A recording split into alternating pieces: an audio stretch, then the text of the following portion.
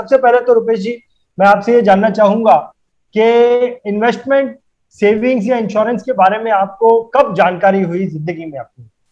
Yes Rupesh जी। 10th 11th में था तो एक्चुअली मेरे फादर एक बिजनेसमैन थे, तो उन्हें कभी ऐसा, उनको भी मैंने कभी देखा नहीं कि कभी किसी चीज में वो इन्वेस्ट कर रहे हैं, क्योंकि वो बिजनेसमैन कभी भी बिजनेस का पैसा बिजनेस में लगाता है।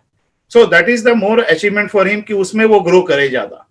हम जितने भाई, 4 भाई बहन थे, हम लोगों को उन्होंने अच्छी शिक्षा दी, अच्छी एजुकेशन दी।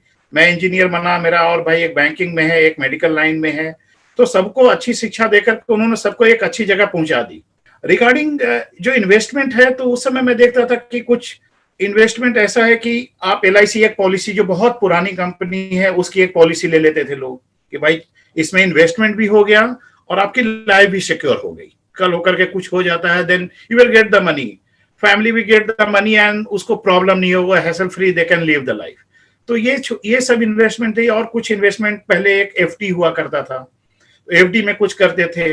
BC चलता था, उसमें मैं कभी सुनता था कि पापा ने कहीं BC में कुछ पैसे लगाए जो 6 महीने, 8 महीने, 12 महीने के बाद आता। उतना नॉलेज था नहीं अपने को। पास आउट किया 94 में और 95 से मुंबई आ गया।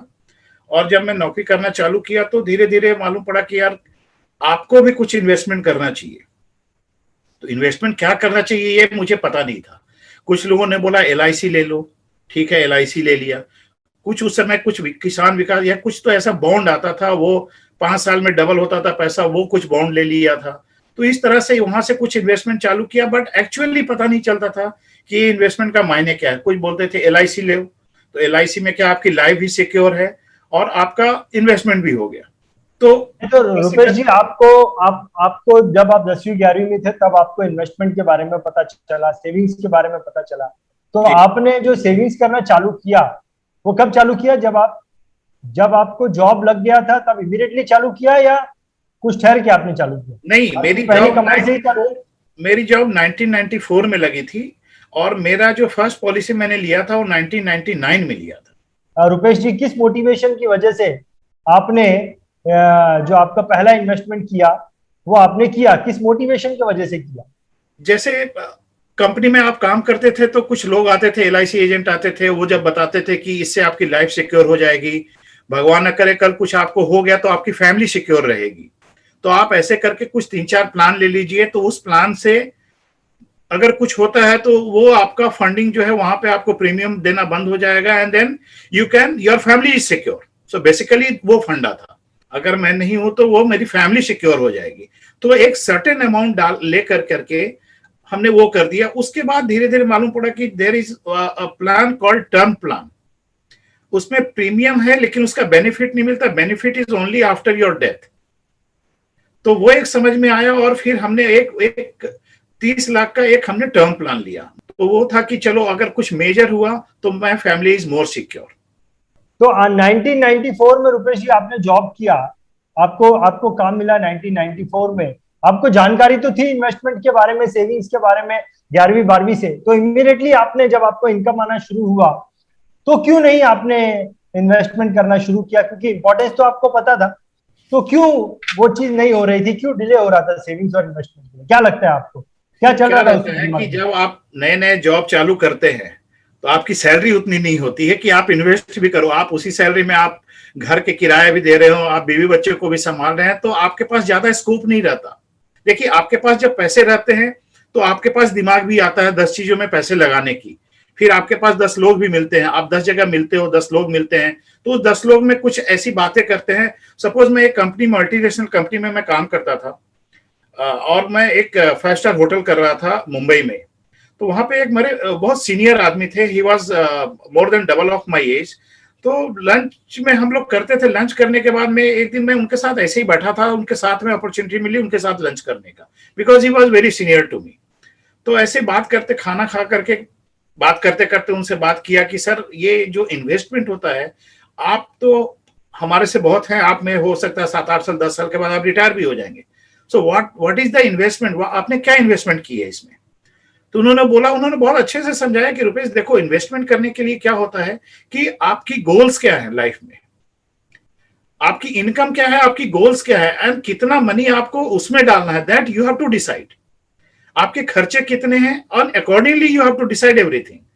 तो वो सब चीजें बात हुई उनसे, तो मेरे दिमाग में कुछ आया कि यार ये जो बंदा बोल रहा है आज हमसे इतने उम्र में, मे बी 7-8 साल के बाद रिटायर हो जाएगा, तो he has also some goals in life कि रिटायरमेंट में मेरे को पैसे चाहिए, बच्चों की शादी करने के लिए, हायर एजुकेशन के लिए पैसे चाहिए।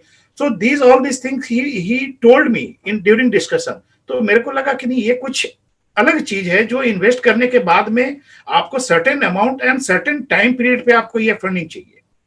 सो 2008 में आपने बताया कि आपको टर्म प्लान के बारे में पता चला, आपको थोड़ा डिटेल में इन्वेस्टमेंट के बारे में पता चला, तो अब आपका प्रॉपर इन्वेस्टमेंट हो गया है आपको लगता है?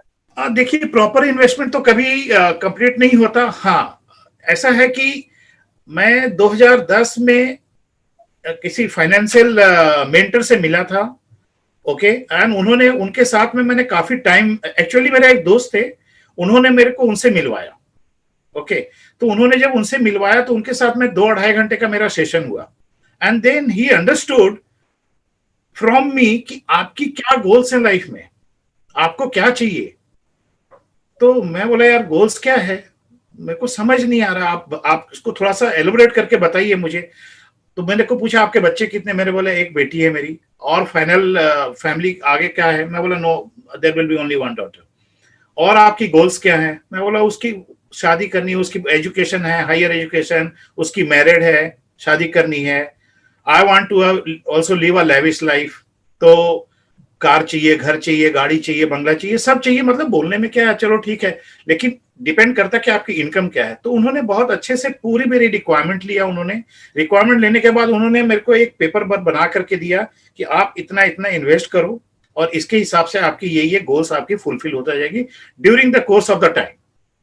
सो ये मेरे को एक्चुअली 2010 में मेरे को समझ में आई। तो आपने उन सारी चीजों पे वर्किंग किया, अब तो काफी समय हो गया, 10-11 साल हो गया, आपको क्या लगता है आपने जो सेविंग्स किया, इंश्योरेंस किए, ये सारी चीजों ने आपको कैसे हेल्प किया और कैसे आपको इन फ्यूचर भी हेल्प करेंगी ये चीजें, आपको क्या लगता है? देखो, क्या ये जो इन्वेस्टमेंट रहता है that is an emergency fund also. अगर मैं इन्वेस्ट कर रहा हूं, यहां से निकाल करके इन्वेस्ट कर रहा हूं, तो in case of some any emergency I have to utilise. Goals पे भी यूटिलाइज करना है, इमरजेंसी में भी यूटिलाइज करना है। तो मैंने दोनों चीजों में यूज किया। मैं डॉटर के एजुकेशन में भी यूज किया हूं, और अभी मेरे पास इतने सरप्लस फंड हैं जो उस इन्वेस्टमेंट से, so I have no worry of my daughter marriage also. घर भी है, गाड़ी भी है, सब कुछ ले लिया, एंड इन्वेस्टमेंट भी है। और जो आपने अपनी लाइफ में गोल सेट किया है, उस गोल के समय अगर आपको जरूरत पड़ती है, अगर आपके पास फंड है तो ठीक है, अगर नहीं है तो आप उस फंड को यूज कीजिए as an emergency as per your goals जो आपने जिसके लिए सेट किया हुआ है। और अगर आपके पास फंड है तो उसको एज इट इज रहने दीजिए फॉर एनी फर्दर इमरजेंसी। मैं हर को ये सलाह देता हूँ। रुपेश जी, आपने बीच में बताया कि आपको एक फाइनेंशियल मेंटर आपको मिला, आपने बताया, तो आपको क्या लगता है फाइनेंशियल मेंटर का कितना इंपॉर्टेंट रोल होता है किसी की भी लाइफ में, जब उसकी फाइनेंशियल गोल्स के बारे में बात होती है, फाइनेंशियल जर्नी के बारे में बात होती है, उसको एक प्रॉपर शेप देने के लिए एक फाइनेंशियल मेंटर का रोल कितना इंपॉर्टेंट है, आपको क्या लगता है? सर, मैं अगर एक बात में बोलूं, अगर फाइनेंशियल मेंटर की बात, कि अगर आज वो फाइनेंशियल मेंटर मेरे को नहीं मिला होता तो शायद आज जो मेरा इतना सेविंग है वो उतना सेविंग नहीं होता। बहुत ही क्लियर बोलता हूं, क्योंकि कुछ माइंड में नहीं था। 2-4 मैं बता रहा हूं आपको, मेरे पास 10 LIC पॉलिसी थे, एक मेरे पास टर्म प्लान था, and I was very happy कि यार चलो 70-80 लाख का है, कुछ भी मेरे को होगा तो इतनी फैमिली को मिल जाएगी। बट नो, जब उन्होंने मेरे को पूरा डिटेल में समझाया कि आपकी गोल्स क्या हैं, पहले तो हम अपनी फैमिली को सिक्योर करने के लिए बात कर रहे थे, लेकिन जब उन्होंने पूरा डिटेल में बात की कि आपकी गोल्स क्या हैं, आपके अभी जैसे आप अभी चल रहे हो एक छोटी कार में या जो भी है, तो आपकी गोल यहाँ सीमित हो रही है। मैं बोला नहीं, मेरी गोल यहाँ सीमित नहीं हो रही, मेरे तो बहुत कुछ सपने हैं जो मुझे पूरा करने हैं। तो वो अगर नहीं मिले होते तो शायद मेरा वो आधा सपना शायद ऐसे ही रह गया होता, या मैं किसी भी तरह से पूरा कर लिया होता, किसी भी तरह से, मतलब नॉट वेरी जॉयफुली, बहुत खुशी से नहीं कर लिया होता। लेकिन जब उन्होंने बोला और बात किया, और उस दिन से जो मैंने चालू किया, आज समझ लीजिए आज 11 साल हो गए, and I have a very good saving because of that investment. Perfect, perfect. Rupesh ji, एक प्रश्न और आपसे करना चाहता हूँ जी। मैं आपसे जानना चाहता हूँ कि किसी की भी फाइनेंशियल लाइफ में या फाइनेंशियल जर्नी में कोई भी व्यक्ति क्या गलती कर जाता है? आपको क्या दिमाग में आता है? देखिए, गलती का जहां तक सवाल है, अगर कोई प्रॉपर फाइनेंशियल मेंटर उनको नहीं मिलता है, और वो जैसे मार्केट में आज अगर आप देखेंगे बहुत सारी चीजें ऐसी आती है, मीडिया में आती है, सोशल मीडिया में आती है, न्यूज में आती है, आप इसमें इन्वेस्ट कीजिए, उसमें इन्वेस्ट कीजिए, तो लोग कहीं पे डाल देते हैं पैसे और कहीं फंस भी जाते हैं। बहुत लोग ऐसे ऐसे लालच होती है, लोगों देते हैं कि आप शेयर मार्केट में आप पैसे डालिए, 10 दिन में पैसे आपको इतने परसेंट बढ़ जाते हैं। कोई कोई शेयर हैं जो आप समझो कि 5 दिन में 20% बढ़ गए, 25% बढ़ गए, but that is not the actual saving, that is not the actual, that is not an investment. Investment आप ऐसे करिए जो ठीक है, मार्केट के हिसाब से अप एंड डाउन होते हैं, but your fund should be secure. ये जब भी हो सकता है जब आपको एक कोई प्रॉपर मेंटर मिलेगा। He will learn your expectations, आपके गोल्स, आपकी फ्यूचर प्लानिंग, आपकी रिटायरमेंट के बाद में आपकी क्या प्लान्स हैं। जब तक वो समझेगा नहीं, where a financial mentor have a very important role. So everybody, हर एक किसी को अपने हिसाब से एक फाइनेंशियल मेंटर होना चाहिए जो उनको उनकी प्लानिंग के बारे में बताए, उनकी इन्वेस्टमेंट के बारे में बताए।